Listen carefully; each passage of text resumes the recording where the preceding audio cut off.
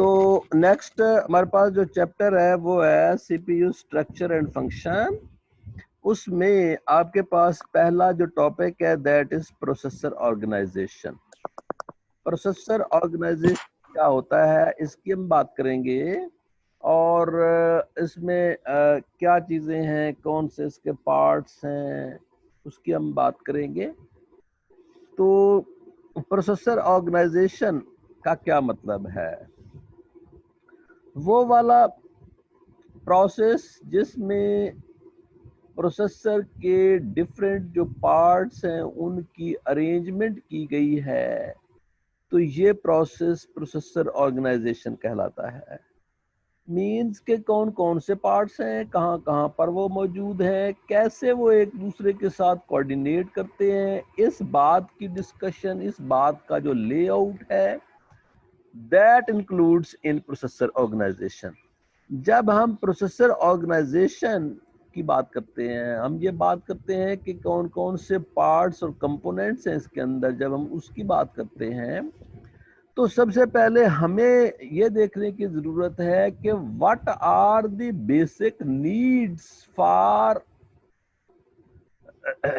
Organisation of processor. ठीक है, what are the basic requirements, what are the basic needs, what are the basic things that have to be achieved or performed by the processor। ठीक है, तो हमने ये बात देखनी होती है कि प्रोसेसर से हमें क्या चाहिए, प्रोसेसर वो कौन सी बुनियादी चीजें हैं जिनको वो परफॉर्म कर सकता हो, तो उसको डिस्कस करना बहुत जरूरी है। पहला है fetch instruction. Processor reads an instruction from memory, register, cache वगैरह वगैरह। तो बेसिक नीड जो है, बेसिक रिक्वायरमेंट क्या है कि प्रोसेसर को इस काबिल होना चाहिए कि वो किसी मेमोरी लोकेशन से डाटा को रीड कर सके। और ये मेमोरी लोकेशन जो है, ये प्राइमरी जो मेमोरी होती है उसकी बात होने जा रही है कि बेसिक नीड में पहला है कि प्रोसेसर के अंदर ये एबिलिटी होनी चाहिए कि वो जो प्राइमरी मेमोरी है उसमें किसी भी लोकेशन से इंफॉर्मेशन को रिट्रीव करने की एबिलिटी रखता हो, तो that is the basic need. उसके बाद सेकंड वन है इंटरप्रेट इंस्ट्रक्शन। इंटरप्रेट इंस्ट्रक्शन क्या है? इस बात की डिस्कशन कि आपका प्रोसेसर किसी भी रिक्वायरमेंट को, ठीक है, डिकोड कर सके और इस बात का एनालिसिस परफॉर्म कर सके कि कौन सी एक्टिविटी परफॉर्म करने के लिए कहा जा रहा है, तो इसके बारे में जो डिटरमिन करने का प्रोसेस है दैट इज इंटरप्रेट इंस्ट्रक्शन। दोबारा सुनेंगे बेटा कि क्या बात है, कहां से आवाजें आ रही हैं बेटा?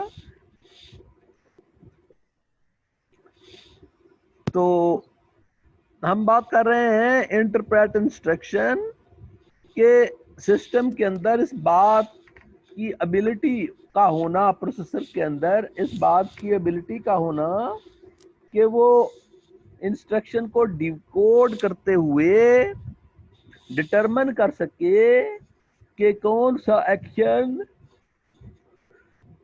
परफॉर्म करने के लिए कहा जा रहा है, that includes in interpret instruction. तो ये आपके पास इंटरप्रेट इंस्ट्रक्शन, तो ये दो हो गए आपके पास basic needs. Third, fetch data. इस बात की एबिलिटी का होना कि वो किसी भी आईओ मॉड्यूल को यूज करते हुए डिफरेंट डिवाइसेस से डाटा को मेमोरी के अंदर ला सके, मेमोरी के अंदर रीड कर सके, तो that includes in fetch data. पहले था बेटा फेच इंस्ट्रक्शन, अब है फेच डाटा। फैच इंस्ट्रक्शन और फैच डाटा का डिफरेंस भी सुन लें कि इंस्ट्रक्शन जो है हमेशा प्राइमरी मेमोरी के अंदर होती है, मीन्स के डाटा आपके पास सेकेंडरी मेमोरी से आता है, प्रोग्राम लोड होता है प्राइमरी मेमोरी के अंदर और वहां से 1 बाय 1 एक एक करके इंस्ट्रक्शन प्रोसेसर की तरफ मूव हो रही होती हैं। तो ये जो है ये इंस्ट्रक्शन फैच कराता है। अब उस इंस्ट्रक्शन के मुताबिक किसी डाटा के ऊपर जब ऑपरेशन परफॉर्म होता है तो वो वाला डाटा किसी भी सेकेंडरी स्टोरेज डिवाइस से उठ के तो प्राइमरी स्टोरेज में आ रहा होता है। तो ये जो प्रोसेस है जिसमें डाटा किसी सेकेंडरी मेमोरी लोकेशन से रीड हो रहा होता है, that includes in fetch data. उसके बाद है प्रोसेस डाटा। जब डाटा फैच हो जाता है, रीड कर लिया जाता है, रिट्रीव हो जाता है और प्रोसेसर के पास पहुंच जाता है तो उसके ऊपर डिफरेंट ऑपरेशंस परफॉर्म करना। तो डिफरेंट ऑपरेशंस का परफॉर्म करना और उनकी लॉजिकल एग्जीक्यूशन जो है that includes in process data. उसके बाद राइट डाटा। तो क्या होता है कि रिजल्ट्स जो हैं जो प्रोड्यूस हो जाते हैं, ठीक है, उन रिजल्ट्स को किसी सेकेंडरी स्टोरेज डिवाइस के ऊपर या प्राइमरी स्टोरेज डिवाइस के ऊपर हम सेंड करते हैं, ठीक है, स्टोर कर देते हैं।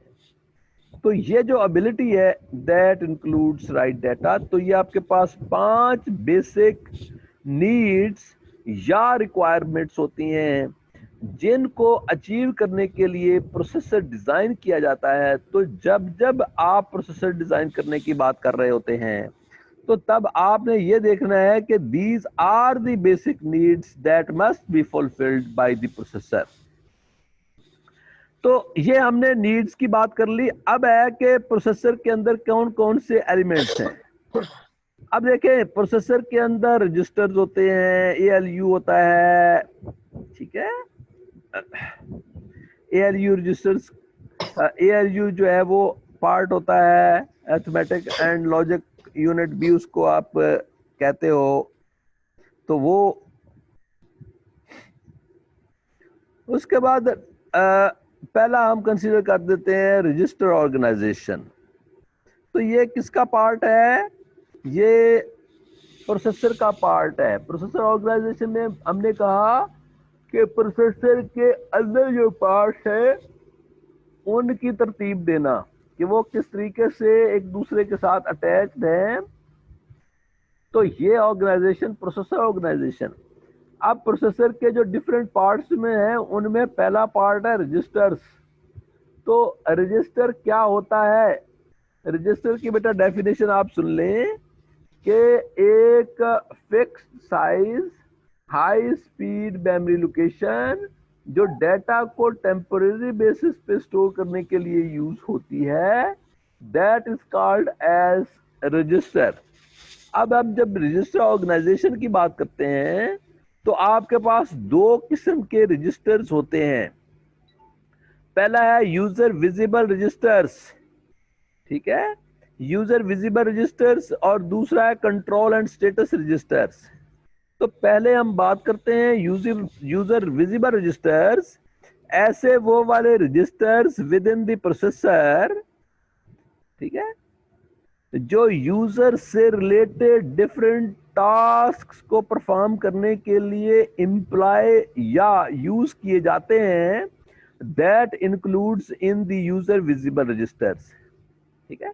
ये यूजर विजिबल का मतलब ये नहीं है कि यूजर को नजर आ रहे होते हैं, ऐसी बात बिल्कुल भी नहीं है, बल्कि ये तो प्रोसेसर के अंदर मौजूद होते हैं।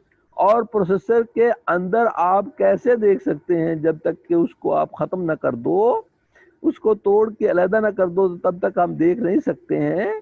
तो ऐसी बात नहीं है कि ये वो रजिस्टर्स हैं जो यूजर्स को नजर आ रहे होते हैं, बल्कि ये ऐसे रजिस्टर्स हैं, दोबारा डेफिनेशन बेटा आप सुन रहे हैं, कि ऐसे registers within the processor जो यूजर से रिलेटेड डिफरेंट टास्क, यूजर से रिलेटेड डिफरेंट एक्टिविटीज, यूजर से रिलेटेड डिफरेंट फंक्शनैलिटीज को परफॉर्म करने के लिए एम्प्लॉय किए जाते हैं या यूज किए जाते हैं, that are called as user visible registers.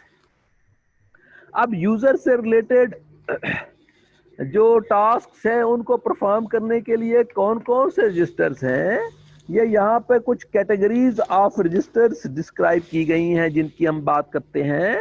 पहली है आपके पास जनरल पर्पस रजिस्टर्स, ऐसे वो वाले registers within the processor. अब थोड़ी थोड़ी इसकी हम डिस्क्रिप्शन भी कर लेते हैं कि ऐसे वो वाले रजिस्टर्स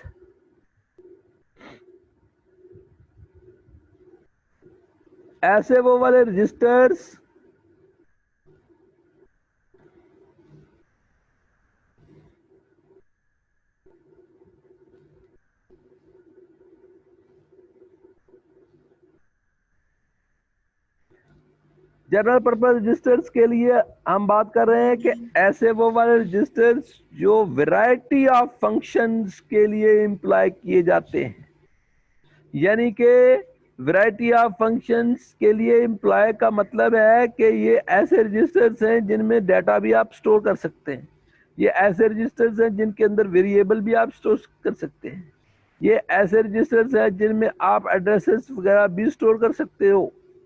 ठीक है, तो ऐसे तमाम के तमाम रजिस्टर्स जो हैं वो जनरल पर्पस रजिस्टर्स कहलाते हैं। उसके बाद सेकंड है डाटा रजिस्टर्स, ऐसे वो वाले रजिस्टर्स जो सिर्फ और सिर्फ डाटा को हैंडल करने के लिए यूज होते हैं। मींस कि अगर एड्रेसेस आ जाते हैं, एड्रेसेस भी तो स्टोर करवाने होते हैं ना, कि कोई मेमोरी लोकेशन है, वहां पर कोई वैल्यू पड़ी हुई है, तो अब हम वैल्यू कैसे एक्सेस कर सकते हैं? जब तक कि हमारे पास उसका एड्रेस मौजूद नहीं होगा हम उस वैल्यू तक नहीं पहुंच सकते। और जो उस जगह पे जब हम पहुंचते हैं तो वहां पर जो वैल्यू पड़ी होती है वो एक्चुअली हमारा डाटा होता है। तो ऐसे वो वाले रजिस्टर हम बात कर रहे हैं डाटा रजिस्टर्स की, ऐसे वो वाले registers within the processor जो डाटा वैल्यूज को स्टोर करने के लिए यूज किए जाते हैं, that are included in the data registers. उसके बाद एड्रेस रजिस्टर्स, ऐसे वो वाले रजिस्टर्स जो एड्रेसेस को स्टोर करने के लिए यूज किए जाते हैं। मसलन किसी भी स्पेसिफिक मेमोरी लोकेशन पे कोई वैल्यू पड़ी हुई है तो उस वैल्यू का कोई एड्रेस जरूर होगा, उस मेमोरी लोकेशन का एड्रेस मौजूद जरूर होगा जहां पर वो वैल्यू पड़ी हुई है। तो यूं हमारे पास ये एड्रेस रजिस्टर्स का काम है कि वो ऐसी वैल्यूज को स्टोर करे, ऐसे एड्रेसेस को स्टोर करे जिनको यूज करते हुए हम किसी मेमोरी लोकेशन से डाटा को रीड कर सकते हैं। तो एग्जांपल्स कौन कौन सी हैं किसकी एड्रेस रजिस्टर्स की? पहला सेगमेंट पॉइंटर, ठीक है, ऐसे वो वाले रजिस्टर्स जो सेगमेंट जो डिफरेंट किस्म के होते हैं, पार्ट्स होते हैं, एक एड्रेस बहुत से छोटे छोटे पार्ट्स को मिलाकर भी बनाया जा सकता होता है। तो ऐसे वो वाले रजिस्टर्स जो डिफरेंट पार्ट्स को स्टोर करने के लिए यूज किए जाते हैं, that includes in the segment pointers. उसके बाद index register, these are used for indexed addressing and may be auto indexed। ऐसे वो वाले रजिस्टर्स जो किसी स्पेसिफिक एड्रेस को स्टोर करने के लिए यूज किए जाते हैं, मींस के इंडेक्स वैल्यूज जो हैं उनको स्टोर करने के लिए यूज किए जाते हैं, तो वो इंडेक्स रजिस्टर्स कहलाते हैं। उसके बाद स्टैक पॉइंटर, ऐसे वो वाले रजिस्टर्स जो स्टैक के अंदर डिफरेंट वैल्यूज को किस तरीके से मैनेज कर रहा है, अगर वैल्यूज डाली जा रही हैं तो नेक्स्ट लोकेशन पे कैसे जाना है, और अगर वैल्यूज निकाली जाती हैं तो किस तरीके से वैल्यूज निकाली जाती हैं और उनको किस तरीके से पॉइंट आउट करना है। तो ऐसे रजिस्टर्स जो है वो आपके पास स्टैक पॉइंटर्स के अंदर आते हैं।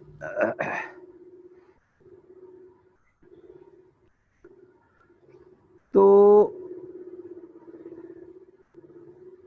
क्यों भाई, काफी आज के लिए? जी सर, काफी है। चले बाकी इंशाल्लाह फिर परसों देखेंगे। इसको आपने थोड़ा सा पढ़ना है, ठीक है? ठीक है, ठीक है सर। इसकी रिकॉर्डिंग में अपलोड कर दूंगा, ठीक है? ठीक है सर, बहुत शुक्रिया। ओके, वेलकम बेटा, अल्लाह हाफिज। अल्लाह हाफिज।